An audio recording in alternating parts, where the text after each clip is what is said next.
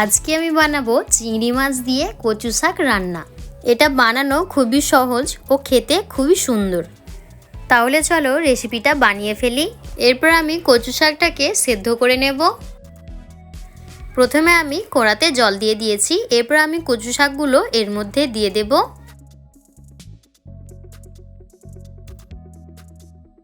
এরপর আমি এটাকে সেদ্ধ করে নেওয়ার জন্য ঢাকা দিয়ে রেখে দেব। কচু শাকটা এদিকে সেদ্ধ হতে হতে এদিকে আমি একটা নারকেল ভেঙে নিয়েছি, সেটাকে আমি কুড়ে নেব।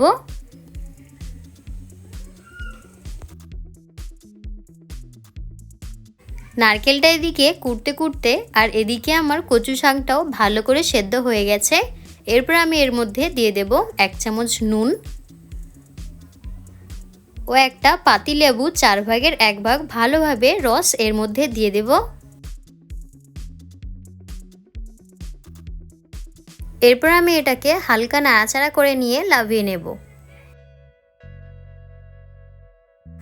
এদিকে আমি চিংড়ি মাছের মধ্যে নুন ও হলুদ মাখিয়ে নিয়েছিলাম, এটাকে আমি ভেজে নেব। কড়াটা একটু ভালোভাবে গরম হয়ে গেলে দিয়ে দেব এর মধ্যে তেল। এরপর আমি চিংড়ি মাছগুলোকে তেলের মধ্যে দিয়ে দেব। চিংড়ি মাছগুলোকে হালকা করে ভেজে নিতে হবে।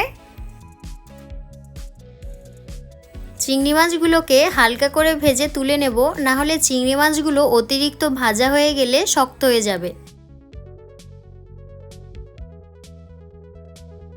চিংড়ি মাছগুলো ভাজা হয়ে যাওয়ার পর একই কড়াতে দিয়ে দেব 2টো চেরা কাঁচা লঙ্কা।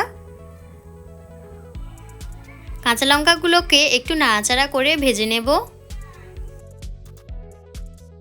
কাঁচা লঙ্কাগুলো হালকা ভাজা হয়ে যাওয়ার পর এরপর এর মধ্যে দিয়ে দেব 1 কাপ কুচানো পেঁয়াজ। পেঁয়াজটাকেও হালকা ভেজে নেব। পেঁয়াজটা এদিকে ভাজা হতে হতে আর এদিকে আমি একটা মশলার পেস্ট বানিয়ে নেব, যেমন 2 চামচ সর্ষে, 2 চামচ পোস্ত, 2টো কাঁচা লঙ্কাকে বেটে নেব। এরপর আমি পেঁয়াজের মধ্যে দিয়ে দেব বেটে রাখা মশলাটা। মশলাটাকে পেঁয়াজের সাথে ভালোভাবে কষিয়ে নেব। মশলাটাকে ভালোভাবে কষিয়ে নেবার পর এরপর আমি এর মধ্যে দিয়ে দেব কুড়িয়ে রাখা নারকেল। এরপর আমি নারকেল কুড়ার সাথে মশলাটা ভালোভাবে মিশিয়ে নেব। মশলার সাথে নারকেল ভালোভাবে মিশিয়ে নেবার পর এরপর আমি এর মধ্যে দিয়ে দেব সেদ্ধ করে রাখা কচু শাক। কচু শাকটাকেও মশলার সাথে ভালোভাবে মিশিয়ে নেব।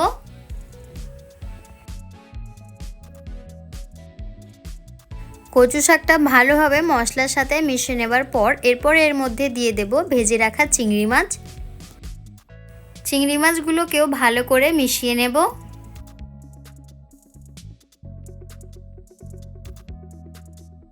চিংড়ি মাছগুলোকে এর মধ্যে মিশিয়ে নেবার পর দিয়ে দেব কাঁচা সরষের তেল। সরষের তেলটা দেওয়ার পর ভালো করে সবকিছুকে একসাথে মিশিয়ে নেব।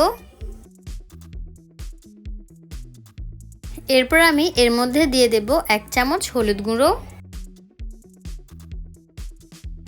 1 চামচ ধনে গুঁড়ো, দিয়ে দেব 1 চামচ জিরে গুঁড়ো, 1 চামচ নুন। এরপর সমস্ত মশলাকে একসাথে ভালো করে মিশিয়ে নেব। একটু নাড়াচাড়া করে নেওয়ার পর দিয়ে দেব 1 চামচ চিনি। চিনিটাকেও মশলার সাথে মিশিয়ে নেবার পর এইভাবে কিছুক্ষণ নেড়ে নেওয়ার পর ব্যাস কচু চিংড়ি একদম রেডি। তাহলে বন্ধুরা, ভিডিওটা যদি ভালো লেগে থাকে তাহলে একটা লাইক করে দেবে ও চ্যানেলে যদি নতুন হয়ে থাকো তো চ্যানেলটা সাবস্ক্রাইব করে দেবে, যাতে পরবর্তী ভিডিও সবার আগে তোমার কাছে পৌঁছয়।